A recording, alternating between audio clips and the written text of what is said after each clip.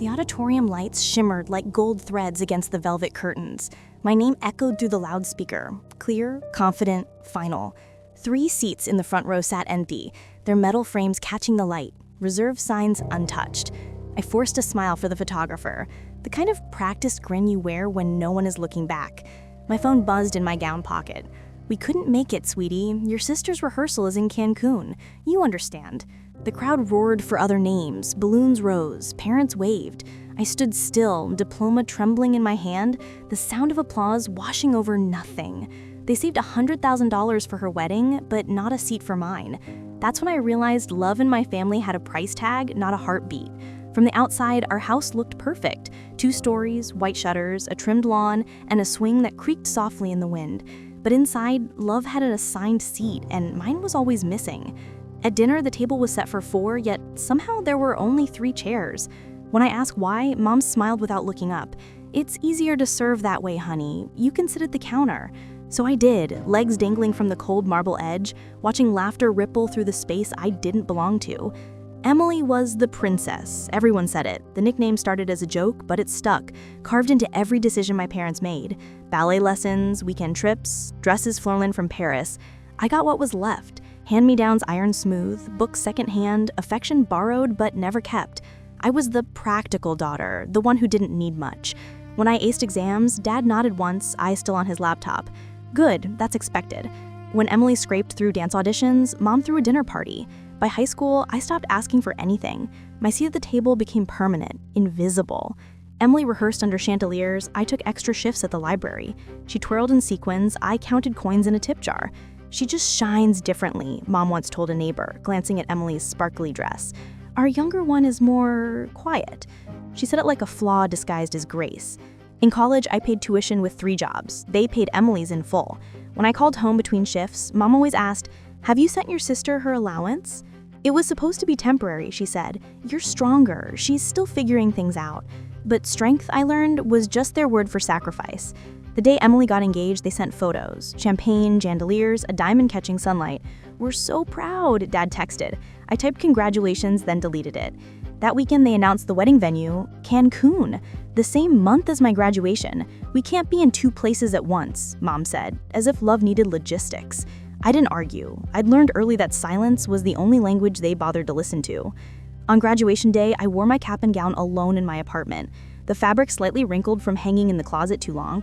My roommate had left early to meet her family. Their laughter still echoed down the hall. I turned on my laptop and opened the live stream link Mom had sent me the week before. Not for my ceremony, but for Emily's wedding. The screen bloomed with color and music. White roses lined the aisle, guests shimmered in gold and coral. My sister stood beneath an arch of glass lanterns, her veil catching the wind like something blessed. I spooned instant ramen into my mouth, the broth lukewarm, my eyes fixed on that gown, the white dress that had cost them everything, including showing up for me. When the vows began, Mom dabbed her tears. Dad clapped first when Emily kissed her husband. I caught my reflection in the dark corner of the screen, cap tassel hanging, noodles half eaten, diploma folder propped beside my coffee mug. It was almost funny how perfectly the 2 worlds existed side by side, hers wrapped in applause, mine in silence. Later that night, I called Mom. The line crackled before she answered. "Mom," I said softly, "do you even see me anymore?" A pause, then her voice calm, rehearsed. "Of course we do, honey, but you're fine. Your sister needs us more right now." I didn't argue. I didn't even hang up right away. I just listened to the muffled music in the background, the celebration I was never meant to join. On the coffee table, a single seat from my ceremony ticket lay under my cup, the word reserved printed in silver. Reserved for who? I wasn't sure anymore. The next morning, sunlight spilled across my small kitchen table, glinting off the empty chair across from me. It looked peaceful, almost beautiful, the way absence can be when it stops hurting. That night, watching their laughter through a screen, I learned silence can be the loudest rejection. A week after their wedding, a cream-colored envelope slid through my mailbox. The handwriting was perfect, curled, elegant, unmistakably Emily's. Inside, a thank you card glimmered with gold foil. "You'll find your happiness one day." For a moment, I almost laughed. I had spent years searching for that exact permission from people who never intended to give it. I placed the card beside my coffee mug and stared at the window, the reflection of my empty kitchen chair glowing under the morning light. Maybe I was wrong. Maybe gratitude meant silence. Maybe being the strong one was its own kind of privilege. I whispered those thoughts just to hear them out loud, but they tasted like something old and bitter. That night I sat by my laptop scrolling through graduation photos people had posted online, arms wrapped around proud parents, captions full of thank you and couldn't have done it without you. I stopped at one image, a girl in a navy cap hugging no one, standing alone in front of a folding chair. The emptiness in her smile looked familiar. An idea stirred, quiet, unpolished, stubborn. I opened a blank page and typed, Second Seat Foundation, a community for students whose family row stayed empty. The plan was simple. Collect donations to send flowers or small care packages to those graduating alone. No pity, no noise, just proof that someone, somewhere, saw them.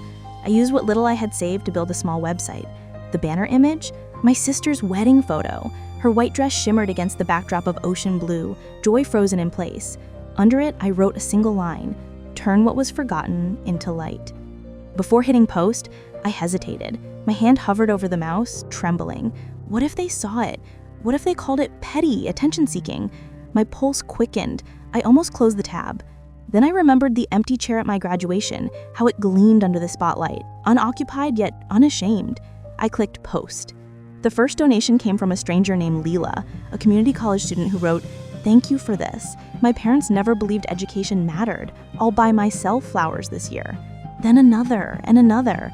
Within a week, the foundation's inbox filled with pictures of students in caps and gowns smiling beside empty chairs, coffee mugs, park benches, and framed diplomas propped on kitchen tables. Each image felt like a small rebellion, proof that absence could still look proud. One morning, my email pinged. Subject, story request, Denver Post. The reporter had seen the site. She wrote, "Your story reminds people that family isn't only who shows up, it's who stands behind you, even from afar." I agreed to the interview, hesitantly.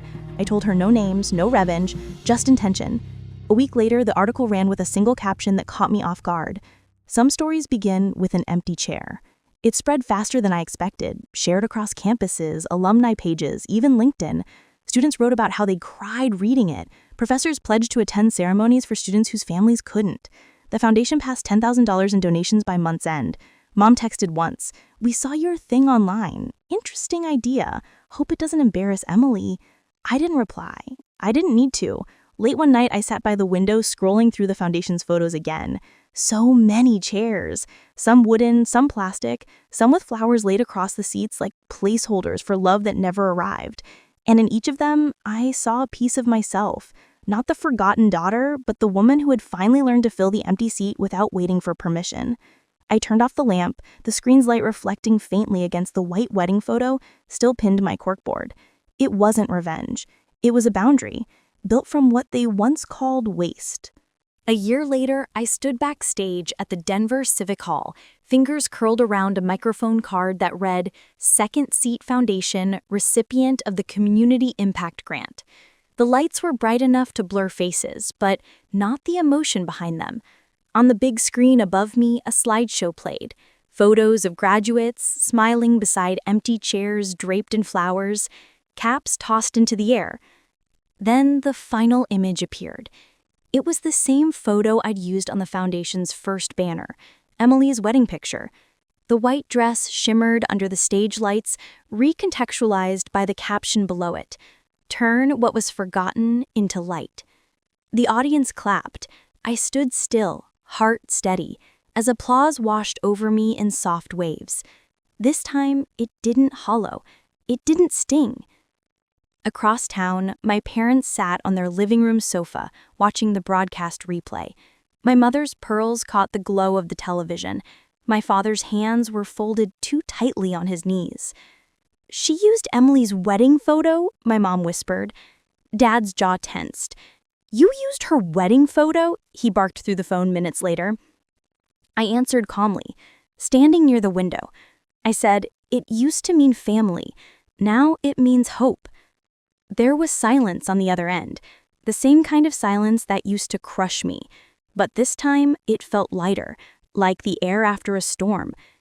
They didn't reply, but a week later, I received an email RSVP from their shared account.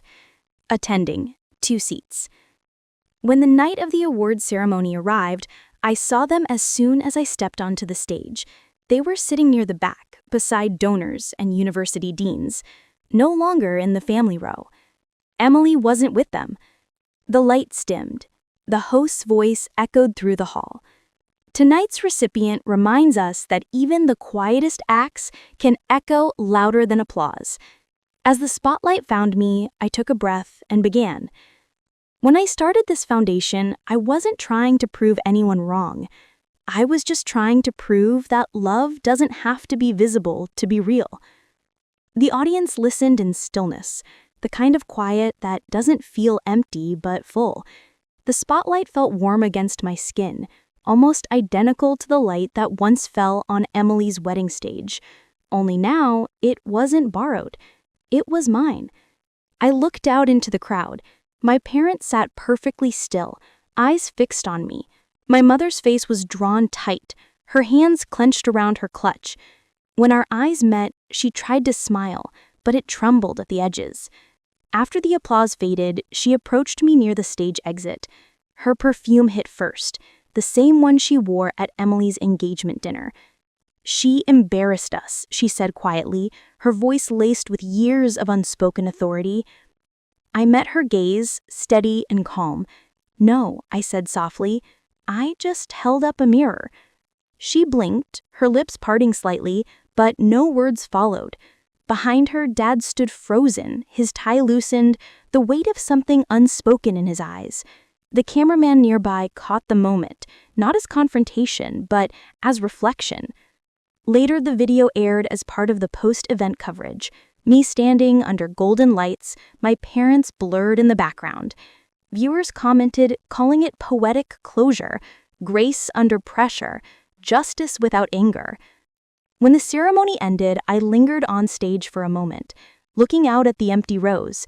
The chairs gleamed under the fading spotlight, identical to the ones from my graduation.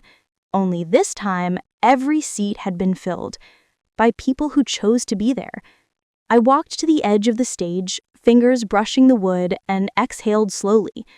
The same light they saved for her wedding finally reached me, and it didn't burn. It healed. Morning light spilled through the sheer curtains of my Seattle apartment, soft and silver like the calm after rain. The city below hummed quietly. Coffee carts opening, a bus sighing at the corner, life unfolding without permission or apology. On my wall hung 2 framed photographs, one from my graduation, the row of seats where my family should have been, 3 chairs gleaming under stage lights, and beside it, a photo sent by a student from Ohio, a group of graduates in blue gowns holding flowers from the Second Seat Foundation, their smiles wide, unguarded. 2 worlds that had once felt oceans apart now fit side by side, balanced in quiet symmetry. A knock at the door broke the stillness. The mail carrier handed me a small white envelope, my name written in the looping script I knew by heart.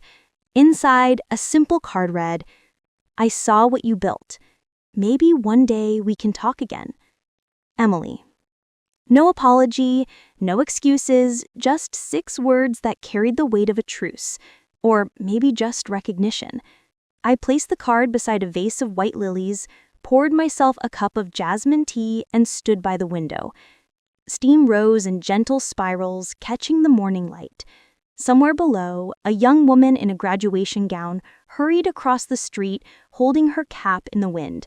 I watched her disappear into the crowd, the image dissolving into reflection. They built her a wedding. I built myself a life. Some celebrations build families. Others build the strength to walk alone and still feel whole. The tea cooled in my hand, and for the first time in years, I didn't think about the chairs that had been empty.